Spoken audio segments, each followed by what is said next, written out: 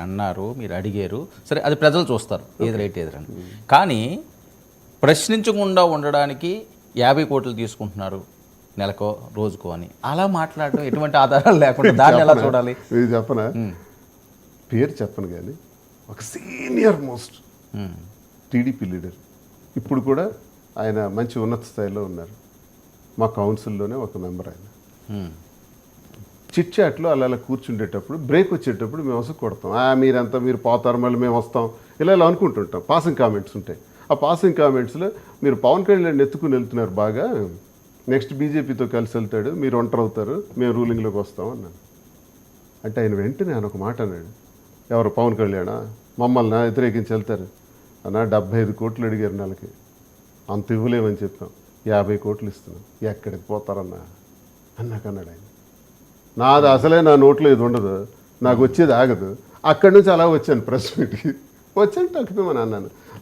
ఒక senior leader అన్నారు ఆయన, మామూలు లీడర్ కాదు, ఒక పెద్ద లీడర్ అనేటప్పుడు వాస్తవం లేకుండా ఎలా ఉంటుంది? ఎటువంటి ఆధారాలు ఉండవు, మీరు అన్నట్టుగా వస్తుంది కదా, అది మీరు అన్నట్టుగా మరి వస్తుంది. ప్రశ్నించమనండి, మీరిద్దరు ప్రశ్నించమనండి. సరే ఓకే, 4 గోడల మధ్య మాట్లాడుకుంటున్నారు, బయట అంటే మీరు అన్నట్టు వస్తుంది తప్పించి అది ఓకే.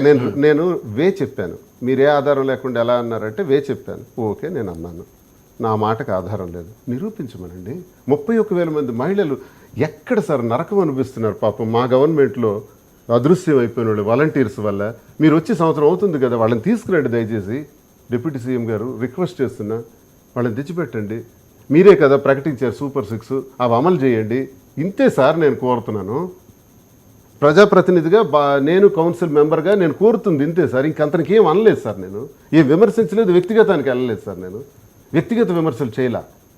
మీరు ఇలా తీసుకున్నారట 50 కోట్లు, అందుకే ప్రశ్నించట్లేదట. అప్పుడు ఏం చేయాలా? ప్రశ్నించడం మొదలు పెట్టాలి. సూపర్ 6 పలానా తారీఖు నుంచి ఇస్తాం, నెక్స్ట్ ఇయర్ నుంచి ఇస్తాం, ఆ నెక్స్ట్ ఇయర్ నుంచి ఇస్తాం, లేకపోతే ఇవ్వం. ఆ 31,000 మంది మహిళల గురించి ఇంతమందిని తీసుకొచ్చాం, ఇదిగో వీళ్ళు, ఏదో ఒకటి సమాధానం చెప్పండి. నేను అడిగింది ప్రజల పక్షానండి, నా గురించి అడగలేదండి.